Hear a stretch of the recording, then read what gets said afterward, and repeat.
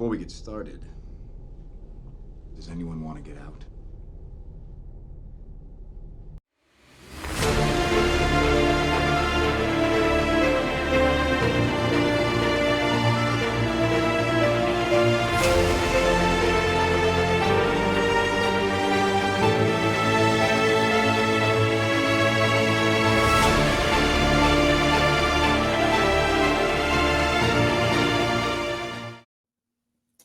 Hello, everybody, and welcome to this week's episode of Comix Watch. As always, I am joined with my super wonder enjoyer, Jared. How you doing, buddy? Comics, the new frontier. These are the Oh. voyages of two comic book geeks. Who are somehow holding the same book. It's almost like they're They're reviewing the same ongoing comic. meshing to annoy each other with their puns, to boldly read what hasn't been read before. Of course! There you go. So we're talking New Frontier, baby. Yes, and we'll be touching upon both the comic and the movie. So Jared, what's your history with this book, and what were your kind of thoughts going into this? I watched the movie first because I knew the animated movie because I have HBO Max, so I was like, oh, this looks interesting, and then I loved it, and then I a couple of months ago read the comic for the first time. That's how recent this is. And then what's interesting, the movie is pretty much screen to page to screen, but this adds on a lot more context, a lot more characters show up in this. So it's not an occasion of one contradicts the other. It's an occasion of one adds to the other. So basically the premise behind this book was it was meant to kind of recontextualize the entirety of the DC universe if it was fully conceived in the 50s with our modern storytelling sensibilities. Because that's the thing you got to realize. While the art evokes the 50s, it is not 50s art. It is 50s style art done through a quote-unquote modern lens. I mean, this book is still 20 years old, but it's still modern, if you will. Yeah, and the thing is, it's basically a loving tribute to the Silver Age of comics. This is very much even if you look at Green Arrow's design in the comic and the movie, it's very much the Silver Age design for him, and Adam Strange or the Flash. Agreed. I just still need to emphasize this book is very much told through a biased modern lens. Yeah, 100%. This is how we view the 50s as of 2003, whenever this book came out. Mm-hmm. And the 100%. art is using, while it's still 50s art, it's still using a lot of modern kind of techniques like the shading and whatnot. So it's good. To bring this hashtag full circle, last episode of Super Wonder Legacy, Britt and I discussed this book. So Jared, is this on the DC app? It should be. Let me check that. It should be. I'm fairly certain. While you're doing that, I'm going to talk. So basically, like we said, this book takes the entirety of the DC universe, and by that I mean obviously Justice League, but both Flash and Sergeant Rock, but it all contextualizes it into a 50s kind of lens. What would these characters be like in the 50s? It is. All right, roll that bolt, beautiful beans, brother. Allow me, and I'm sorry if I peaked the mic. I was still excited. It's all good. And let me go full screen on this. Hang on, where is this? I'd rather you go hashtag full circle, but that's okay. Well, okay, that's fine. So again, here's the basic art style of the. Go back one page. So this is what I mean by old art through a modern lens. Because if you look at the last panel, that shading technique is very much a modern kind of shading technique. The artists do a really great job of evoking kind of the 50s style, but make no bones about it, this is modern art. Yeah, and yeah, because essentially, remember this taking place in that time period, so of course it's going to evoke a certain feeling of that. But yeah, they're using modern art technique. So basically, the story starts off not with the way the movie starts off. This starts off on Dinosaur Island, which will later be revealed to be the center. which it's conjectured that it's kind of interesting that we're talking about New Frontier now, because this is the projected, what's the word? Conjectured villain for the DCU Justice League movie. Ooh, interesting. Which would be interesting, but yeah. So we have like a lot of dinosaurs. Let me look at the explosion here. I love this. See, what I find funny is, so I believe this is like a Sergeant Rock story, right? It is. It's with the losers.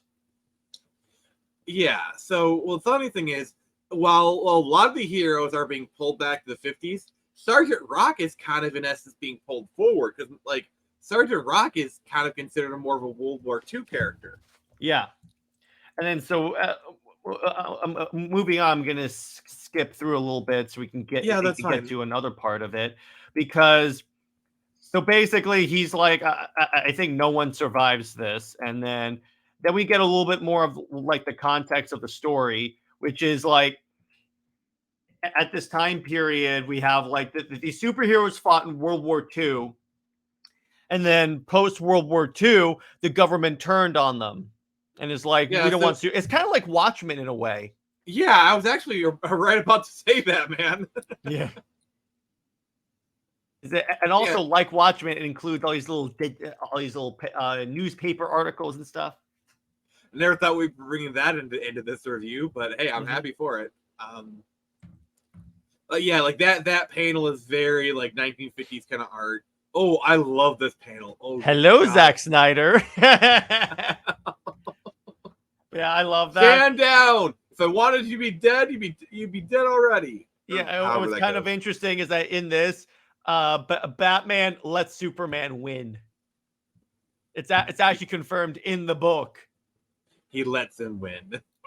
It would mean so much to him. I love how that's an actual line where someone asks Superman, who would win between you and Batman? He goes, oh yeah, it would be Batman. She goes, why? It would mean so much to him. That is like the most condescending. That's the most Superman thing ever. No, that is the most condescending backhanded compliment I've ever seen. Yes, it is.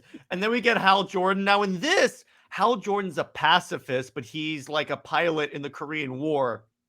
And he's shot down, and then he has to, he's essentially forced to kill someone. And then we have, even I gotta admit, this is a pretty nice looking version of Loser Lane.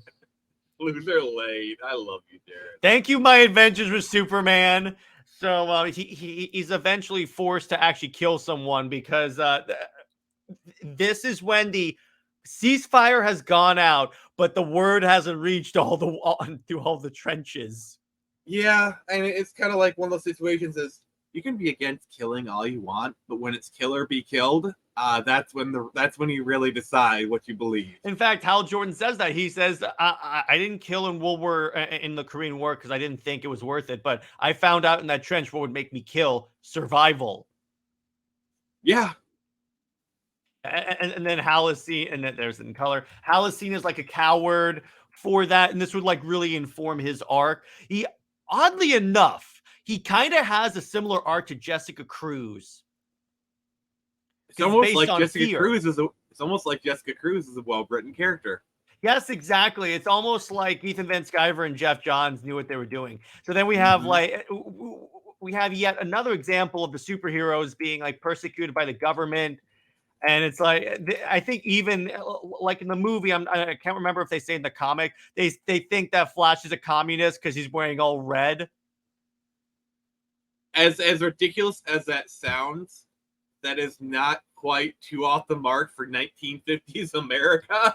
Yeah, exactly. There's a reason why no one wears red shirts in those movies.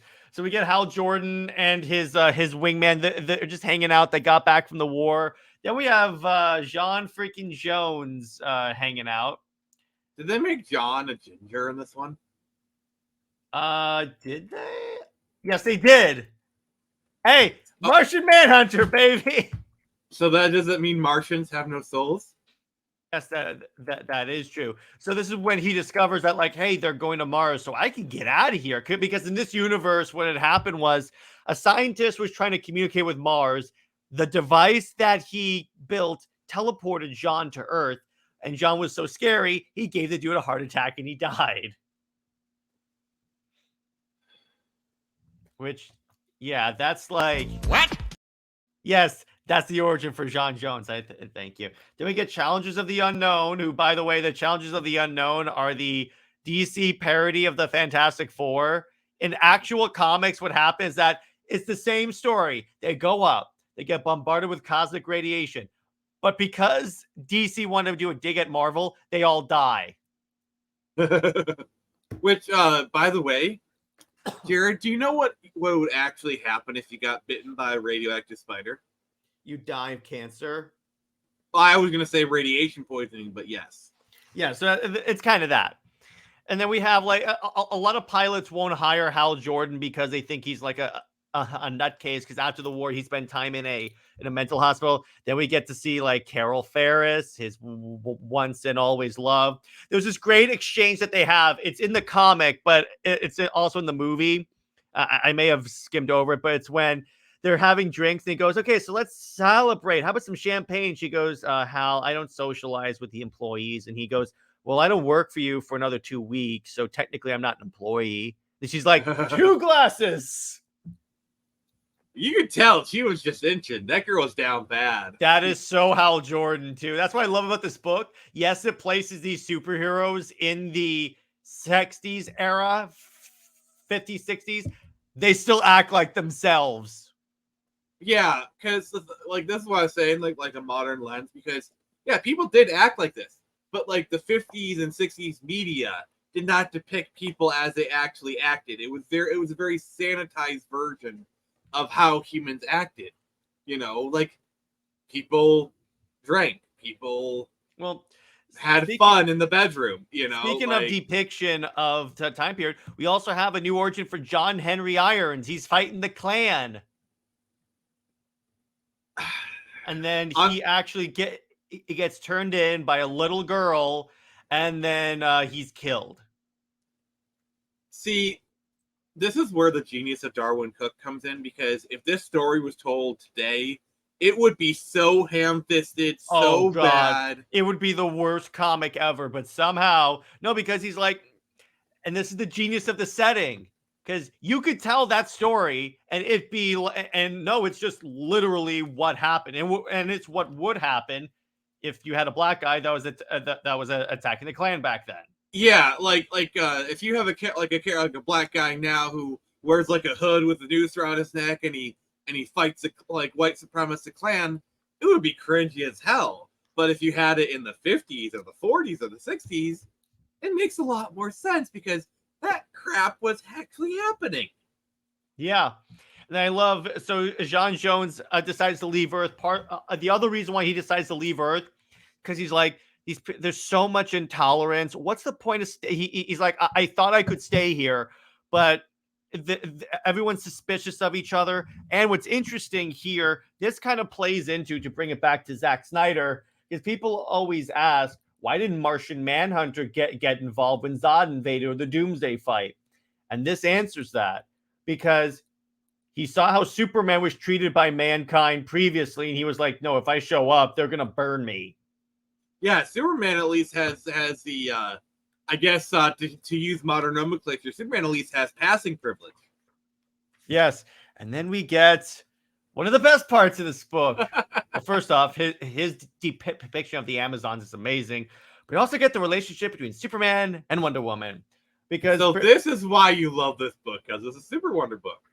Well, because also there was the scene where, and I skimmed over it, so apologies, but when Superman lands in Indochina, finds there's this village, all the men are killed, and the women are celebrating, and there's Wonder Woman on a table going, come on in, Cal, drinks are on me, pretty much, and that's my reference to Avatar rewatch.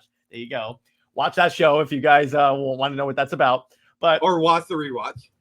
For this, and this was one of the scenes that we brought up on Legacies, because here's the thing about this. Yes, this scene does not necessarily hint at like a romantic relationship. A later one does. But this one hints at like their friendship and what they bring to each other, because she's encouraging him. She's like, hey, listen, this world is hostile. You know why? They don't have a leader that's supposed to inspire them to be better than they are. Again, going back to Zack Snyder, they will join you in the frickin' sun, Cal. God bless That's why you. I love God this bless book. you. It literally is like in this small package. It explains all my favorite parts of DC. Imagine if Zach had done Just League New Frontier as like a 3-part movie. Oh, people would be so pissed because they're like, why is he doing New Frontiers? Why going to be all dark and edgy? Have they read the book? This Have book is you pretty read the dark and edgy. book? Yeah. And he did Watchmen, and that was pretty much this. But and then you get Flash saying, I'm retiring because you guys are like being a-holes to me. And then we also get, and then we meet Batman, and Batman being Batman is the total a badass. Okay, then, so some context. Some context we need to do. Yeah. So like we said earlier, they had basically outlawed heroes. Oh, sorry. Batman is the one hero to like say, F you all, I'm going to keep doing it. And they can't find him. They can't actually arrest him because he's just that good. And here's the other point. Superman can find him, but he lets them operate because they're bros. Because remember, Superman and Wonder Woman are allowed to operate because they're operating as part of the U.S. government. So when people complain that Frank Miller made Superman a stooge of the U.S. government, the first half of this book, that's Superman. To be fair, Frank Miller did it first. Oh, yeah, but okay. Well, you could argue Darwin did it a lot more effectively, though. That I will say. That is a fair argument. So then we get to, by the way, cameo of Leslie Tompkins. Oh yeah. There's so much in this book that even just look at each individual panel. I love this. Then we get challenges of the. We have the whole rocket scene from the movie, and in the movie it was just Hal and I think Rick Flag, but here it's like the challenges of the unknown. So John tries to stow away on the ship. He gets captured by humans, but notice he saves a human. Yeah. This is like 100%. Again, this is the superhero starting to inspire us to be a better version of ourselves. Mm-hmm. And just look at that art. Like I look like the in that middle panel with the guy's face. I love like the details. Like it's very like minimalist like art, kind of like almost like an Art Deco. But like I love how like the expert placement of the shading just shows like the contour of his face. Like I'm sorry, but I love minimalism when it's used to that great effect. Yes. Ship takes off. Obviously, Jean is interrogated. A lot of the stuff happens out of order in the movie. So just pretty much we're talking about the comic. So the aircraft experiences turbulence. Then we discover, oh yeah, the government put nukes on the ship. Big surprise. Of course. Yeah, because they were scared that the Martians could turn hostile. And then they're like, okay, so the ship is going to go down. Call him the big guy. And then Superman happens to be fighting, I think it was Toyman. And he's like, all right, I got this. Let's go. And then also the challenges of the unknown show up to save one of the crews of the ship. As it comes apart, Superman shows up and saves everyone because he's Superman. Wait, who just got married?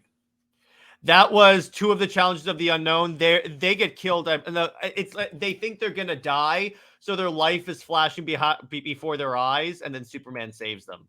So they're like the Sue Storm. Actually, you know what? They do die. Yes, they specifically die, and they're the Sue and Reed. Yes. Huh. And then Hal is whisked away by a green ring. By someone named Abin Sur. He sounds kind of like a dweeb. And then Abin Sur is like, the center is coming. And what's so cool about this, he goes, yeah, as I was coming into your atmosphere, there was this huge explosion. So in other words, the explosion of the Flying Cloud rocket ship is what knocked Abin Sur out of orbit.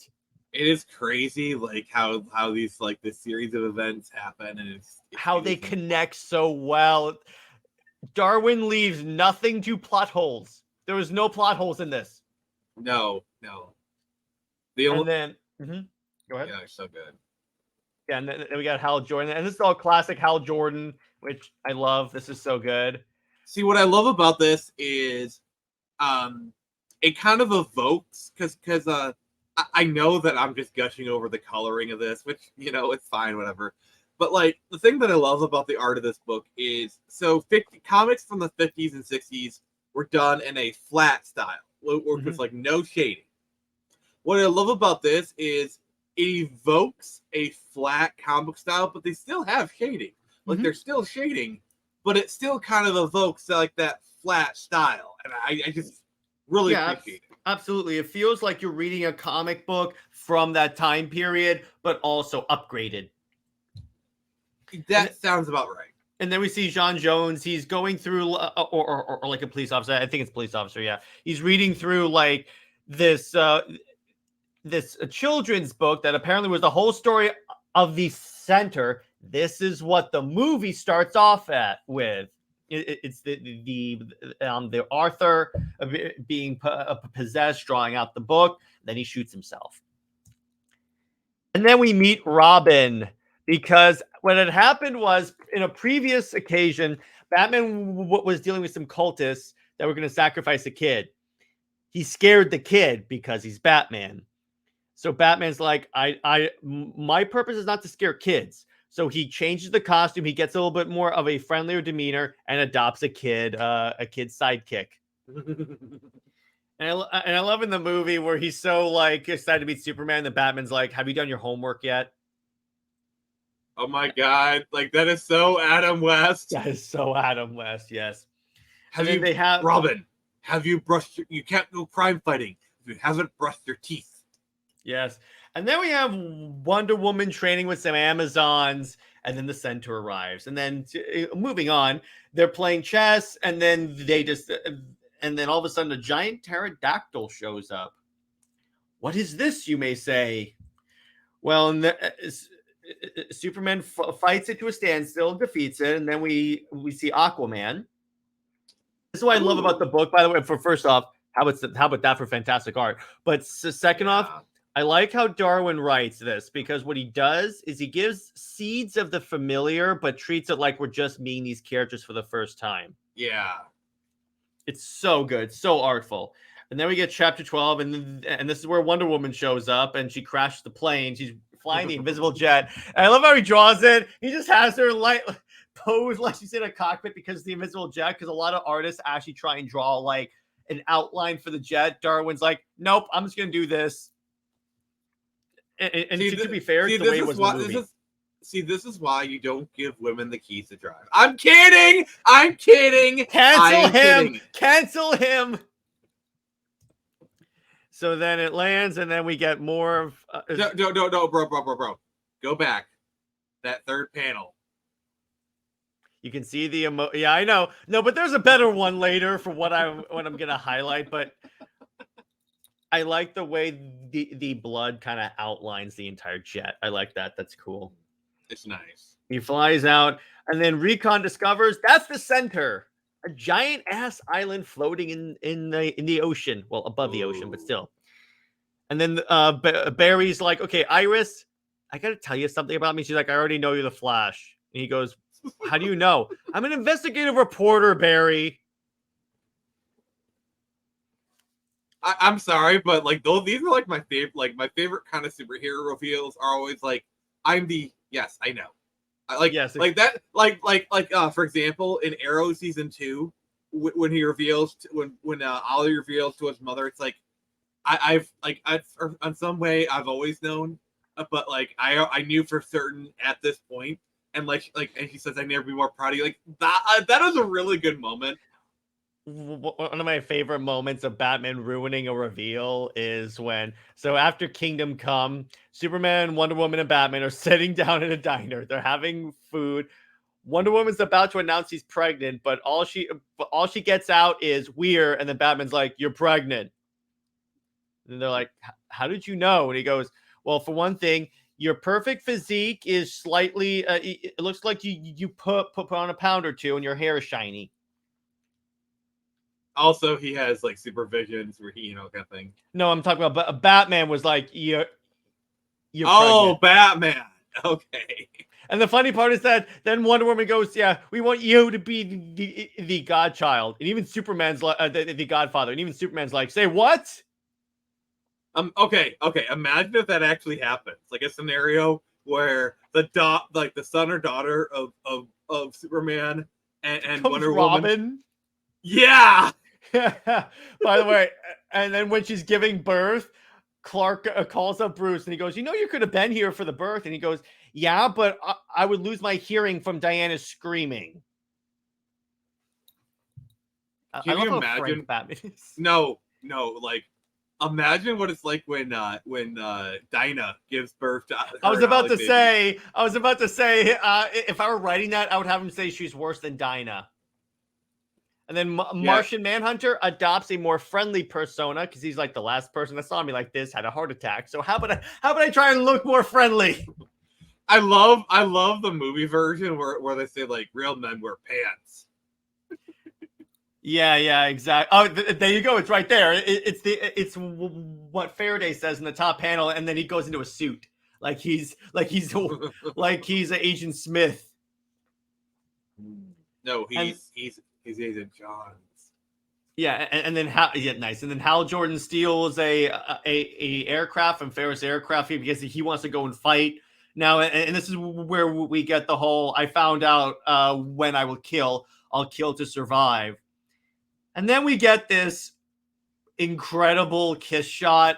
Like that is beautiful. You have the backdraft, a backdraft of the plane. He's holding your hat.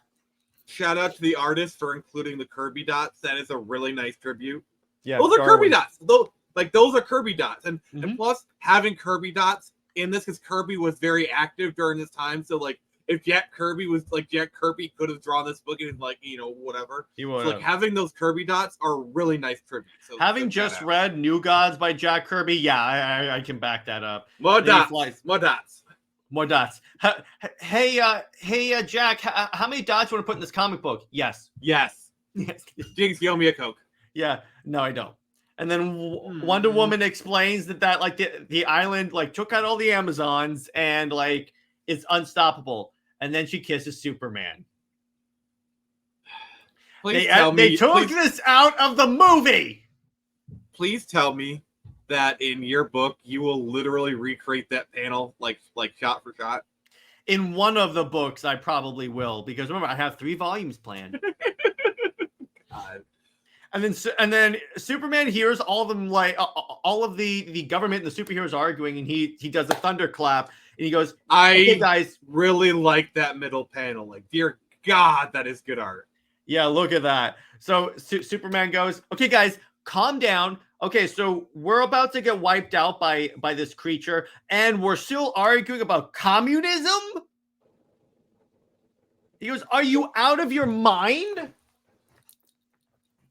And again, this goes back to what Wonder Woman said early in the book. She's encouraging him to be a leader. Mm-hmm. And then finally everyone can come together.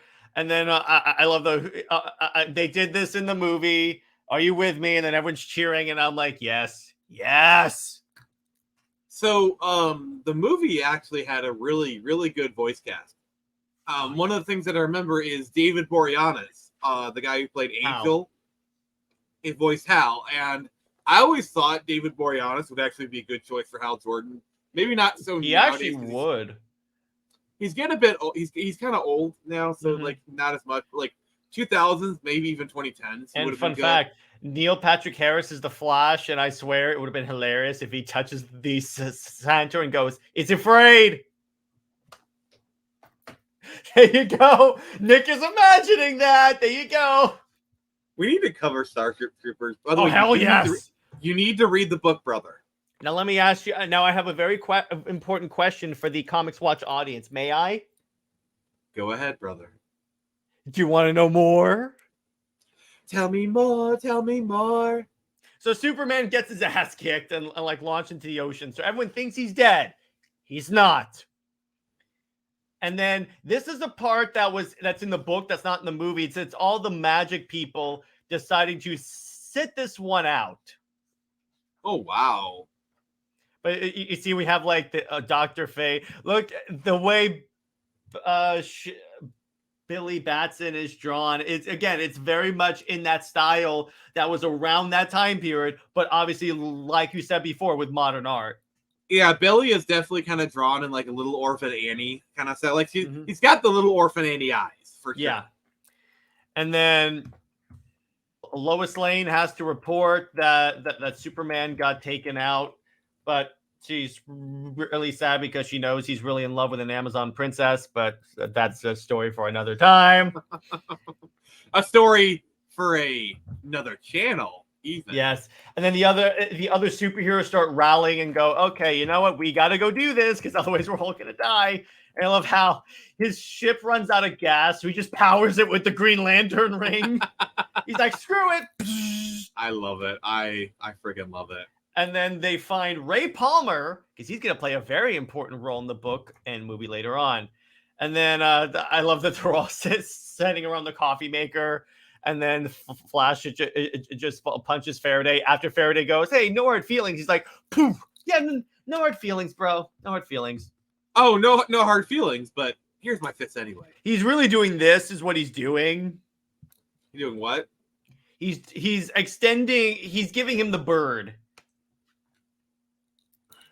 Is that yeah, exactly. I don't know if I can do it on this channel.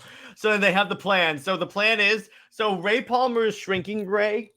It shrinks stuff fine, but it makes it very unstable. So what they're going to do, they're going to strap it to the Flash's back, and he's going to run on the center and then run, Barry, run. Is that he's going to run so fast? Is that the way the Flash stories always go? Also, shout out to the bottom panel. I really like I'm just shouting out the art that I like on this. Like shout out to that Flash face. I really like it because again, the shading on this is really subtle, really good. It shows the contours. Like there's a spread that's coming up that is fantastic. So they have their plan, and then everyone decides, and then everyone's like, okay, so everyone understands their jobs. Yeah, let's go. And then we get this panel.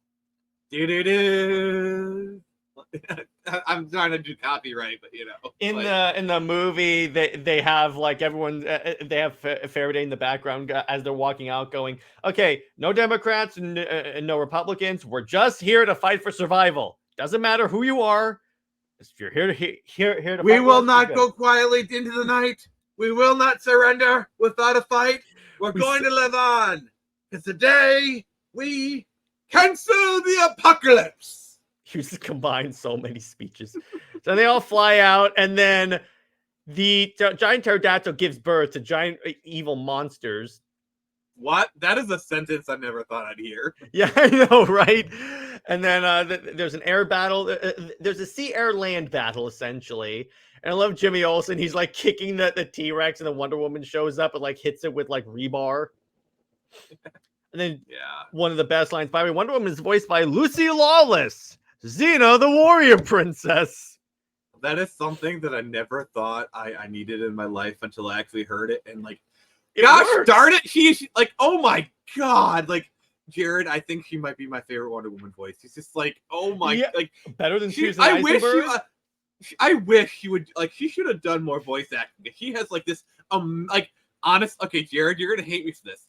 I think she has like a better, like sultry, heroic female voice than Jennifer Hale. I think it's better. Okay, I hate you for this, but she's a good Wonder Woman. Yeah, I wish she did more Wonder Woman because she's fantastic in this. Like, oh my gosh. I wish she would have done more voice acting in general because she's got a really good voice. And then John Jones starts to be taken over by the center, and then what he does.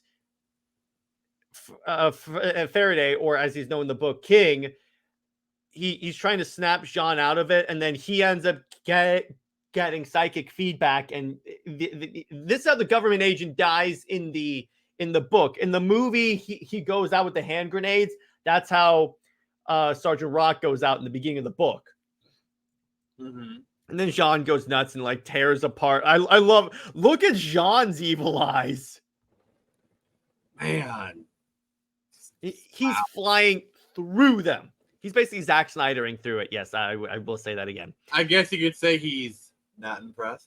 Yes, exactly. And then Hal and his wingman, Hal and the Air Force get in. And then I love the way Darwin draws like all this zany like stuff is going crazy. Oh, I love this. Like coloring, just like This use is of- very Jack Kirby because Kirby draws a lot of this really like how stuff. And you're like, what is going on in your head when you're drawing this? Okay. So while Kirby himself did not work on this book, I think he died 10 years prior to this book was made. His influence is very much felt. Clearly, this is influenced. Darwin clearly was a fan of Jack Kirby. Yes. You know, and this is very much, and Jack Kirby is kind of like his art is synonymous with this era. So, like having the art be like a semi tribute to him is just so fitting. And then they're attacked by pink goo. And I then love that panel is so cool. yes, I love the layouts in this. Everything about this comic is a masterclass in making a awesome comic because it's not too much. It doesn't look too overwhelming. You can easily read it, but it's just so good. If I could describe this comic, it'd be like this Chef is what kiss. comics should be. I'm sorry, this is what comics should be. This is like this comic is the epitome of just chef kiss. It's just mwah. Literally every single page is a chef kiss. And then we get Hal Jordan as a Green Lantern. He's finally figured out how to fly, and then he saves his crewmates, and then the ship actually he only saves one, and then they get out, and then Flash falls out to like essentially go all over the center to shrink it, and he runs, run Barry, run. How about this? I love that this panel that shows like the Flash's paths. That is insane. Everything here is so imaginably drawn. Or like when he falls in the ocean and there's Wonder Woman coming to save him, the shadows on Wonder Woman. Yeah, it almost like it almost kind of evokes like it's a bird with like the wings, like he's an angel coming down a little bit. Well, you notice her breastplate has the American Eagle on there. Isn't that like most Wonder Woman stuff has the eagle on it? So, at least according to George Perez stuff, here's what happened. And it's also why she's named Diana. There was a World War II pilot that crash landed on Themyscira named Diana. And conveniently at this point, Themyscira was under attack by a creature. Diana died. And as a tribute to her, they named their princess Diana. And they made armor that basically had her colors. That's where the Wonder Woman suit comes from in the George Perez run. It's really cool. I just read that issue. And then they win. The heroes actually first. It's like in the most Green Lantern moment ever. Okay. I'll set the scene for you. As a massive Green Lantern head, the center and a last-ditch self-destruct moment is going to fly over Cape Canaveral and destroy it.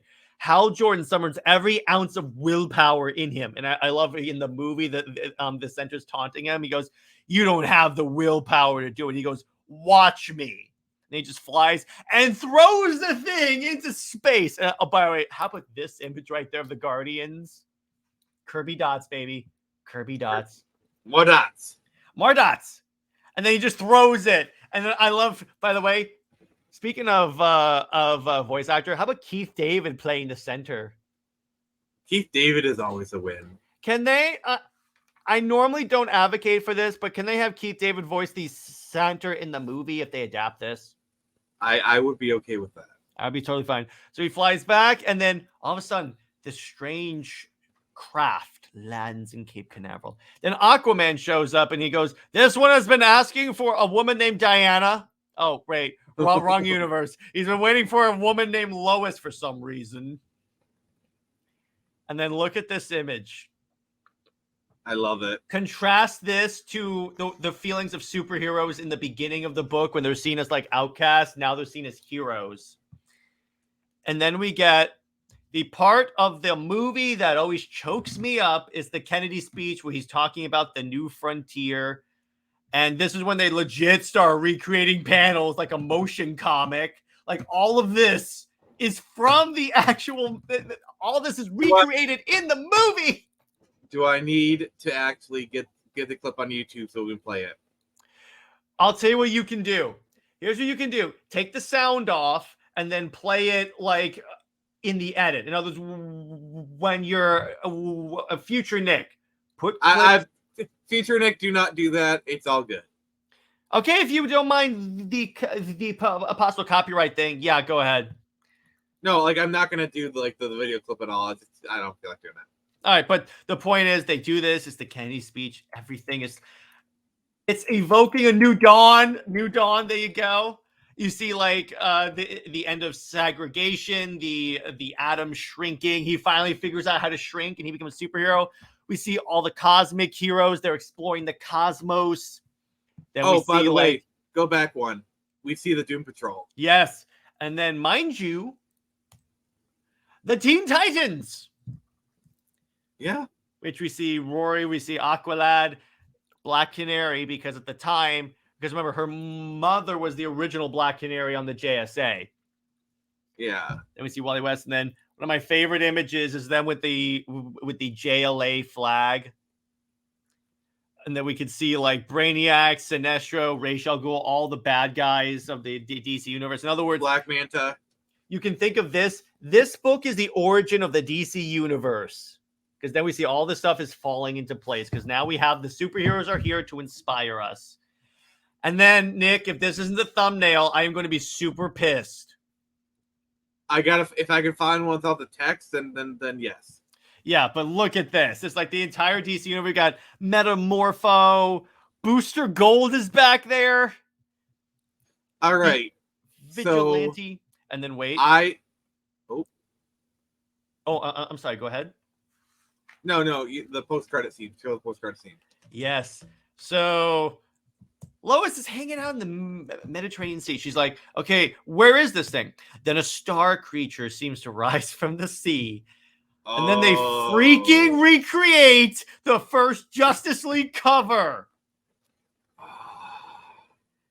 And again, this was shown in the animated movie, and I'm like, all right. So this book gets a 15 out of 10. 20 out of 10 for me, dude. 20 out of 10. Actually, I changed my mind. It's a 25 out of 10. It's a 30 out of 10 because of the. It's a 1 million out of 10. It's a 1,000,001 out of 10. It's an infinity times infinity plus 1. It's an infinity plus infinity plus 1 plus 1. My point is. Okay, this is the best book ever. Yes, best book ever plus 1. But no, I swear. Best book ever plus 2. Plus 3. But no, but plus 4. The point is, this is about. I don't use this word lightly. I don't use this word often. This is a perfect comic book. Yeah. Perfect. This is a perfect comic book. There is no ifs, ands, or buts. And then in the edition Nick and I have, it has these other side stories. But we're going into the main book because when you're reading this, it makes you nostalgia for simpler times.